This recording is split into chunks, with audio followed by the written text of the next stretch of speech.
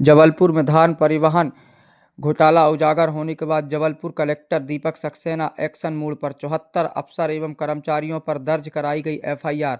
आपको बता दें कि जबलपुर जिले से एक बड़ी खबर निकलकर सामने आ रही है, जिसमें से धान परिवहन घोटाला 30 करोड़ से भी अधिक का खुलासा किया गया है। जानकारी के मुताबिक इस मामले से जुड़े हुए 74 अफसर कर्मचारियों के खिलाफ एफआईआर दर्ज की गई है, जिसमें नागरिक आपूर्ति निगम के जीएम, सिविल सप्लायर कॉर्पोरेशन के अधिकारी, कंप्यूटर ऑपरेटर, मिलर, सप्लायर शामिल है। जानकारी के मुताबिक मामले का खुलासा जबलपुर कलेक्टर की जांच समिति के द्वारा 2 हफ्ते तक मामले की पड़ताल के बाद सामने आया कि जांच में पाया गया कि मंडला, जबलपुर, उज्जैन, ग्वालियर, विदिशा जिलों में भेजी गई धान के कोई आधिकारिक रिकॉर्ड दस्तावेज नहीं है, जिसमें से ट्रकों में से धान क्षमता से अधिक भी भेजने की बात कही गई।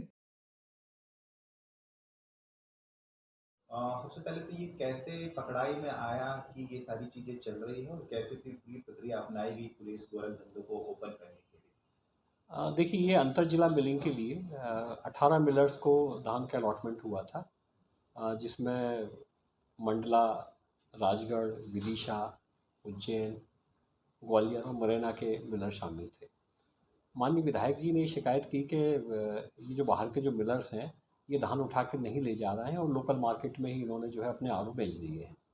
जब ये शिकायत हुई तो शिकायत की जांच के लिए हमने एक जांच दल का गठन किया। एक अच्छी बात यह है कि मध्य प्रदेश शासन में बहुत सारा काम अब आईटी बेस्ड हो गया है, ऑनलाइन हो गया है।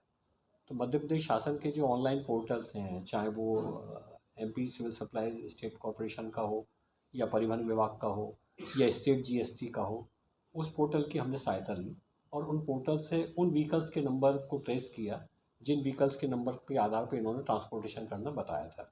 सबसे पहले हमने नेशनल हाईवे के जो टोल नाके हैं, जो कि ऑनलाइन है, पूरा ऑनलाइन रिकॉर्ड इसका अवेलेबल है, उसके आधार पर हमने व्हीकल को जब ट्रेस किया तो करीब 614 ट्रिप्स लगी थी। उन 614 ट्रिप्स में से 571 का हमको कोई रिकॉर्ड नहीं मिला नेशनल हाईवे के टोल से। फिर हमको ये भी शक हुआ कि हमको वाहन की कैटेगरी के बारे में भी चेक करना चाहिए। तो हमने परिवहन विभाग के पोर्टल से फिर जब उनको जांच करवाया तो पता पड़ा कि जो 614 ट्रिप्स में व्हीकल्स यूज़ हुए हैं, उसमें 55 व्हीकल कार की श्रेणी के हैं, मतलब कार हैं, कुछ पिकअप वैन्स हैं, कुछ बस हैं, कुछ ट्रैक्टर हैं। 44 व्हीकल्स ऐसे हैं जिनके कि रजिस्ट्रेशन नंबर फर्जी हैं। करीब 121 व्हीकल्स ऐसे थे जिनमें कि जो कैपेसिटी थी उनकी, उस कैपेसिटी से ज़्यादा माल उस पर लोड बताया गया। मतलब उसकी कैपेसिटी 10 या 12 मेट्रिक टन की थी और उस पर जो है 30-30, 40-40 मेट्रिक टन का माल जो है उस पर लोडिंग बता दिया गया था। इसके अलावा हमने एक चीज़ और देखी, जो उन्होंने जब व्हीकल्स का ट्रांसपोर्टेशन बताया था तो फेरे उन्होंने एक ही दिन में, जैसे उज्जैन के फेरे एक दिन में उन्होंने 4-4 बता दिए। कोई भी एक व्हीकल एक दिन में उज्जैन 4 बार आके नहीं जा सकता, ये बड़ा क्लियर है। तो ऐसे फेरे की संख्या को भी जब हमने कैलकुलेट किया तो वो 86 निकले, जो कि असंभव थे। तो मोटे तौर पे इन सारी चीज़ों को करके हमने कैलकुलेशन किया और कैलकुलेशन करके फिर ये एक आकलन ये हुआ कि जितने व्हीकल्स फर्जी थे, जो एनएच पे नहीं थे, उनके आधार पर जो धान गई है उसमें अफरा तफरी हुई है। कुल मिला के करीब 30 करोड़ से ऊपर का ये घोटाला निकला है। इसमें करीब 16 करोड़ से ज़्यादा की धान की फर्जी खरीदी वो चढ़ाई गई है।